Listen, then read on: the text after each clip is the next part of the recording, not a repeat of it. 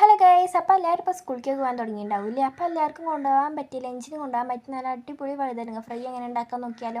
അപ്പോൾ അതിന് വേണ്ടിയിട്ട് ആദ്യം തന്നെ 2 വഴുതനങ്ങ എടുക്കുക കേട്ടോ. എന്നിട്ട് അതിങ്ങനെ തിന്നായിട്ട് ഒരു ഷേപ്പിൽ ഇങ്ങനെ കട്ട് ചെയ്തെടുക്കുക കേട്ടോ. അങ്ങനെ എല്ലാ വഴുതനങ്ങയും കട്ട് ചെയ്തെടുക്കുക കേട്ടോ. അതിനുശേഷം അതിലേക്ക് ആവശ്യത്തിന് മുളക് പൊടി, മഞ്ഞൾപ്പൊടി, ചിക്കൻ മസാല, പിന്നെ മല്ലിപ്പൊടി, ഉപ്പ് എല്ലാം കൂടെ ഇട്ടിട്ട് നന്നായിട്ട് തന്നെ എന്നിട്ട് മിക്സ് ചെയ്ത് കൊടുക്കുക കേട്ടോ. അപ്പോൾ ഇതിൽ മിക്സാകാൻ കുറച്ച് ടൈം എടുക്കും വഴുതനങ്ങയിൽ, അതുകൊണ്ട് കുറച്ച് നന്നായിട്ട് മിക്സ് ചെയ്ത് കൊടുക്കുക. ശേഷം ഫ്രൈ പാൻ ചൂടാകുമ്പോൾ അതിലേക്ക് എണ്ണ ഒഴിച്ച് കറിവേപ്പിലയും മുളകൊക്കെ ഇട്ട് നമ്മളെ വഴുതനങ്ങ ഇട്ട് കൊടുക്കുക കേട്ടോ.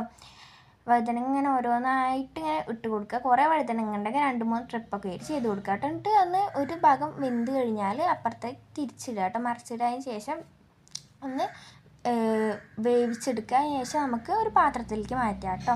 അപ്പോൾ നമ്മളുടെ വഴുതനങ്ങ ഫ്രൈ ഇവിടെ റെഡി ആയിട്ടുണ്ട്. അപ്പോൾ എല്ലാവരും ഒന്ന് ട്രൈ ചെയ്ത് നോക്കുക കേട്ടോ. ബായ്.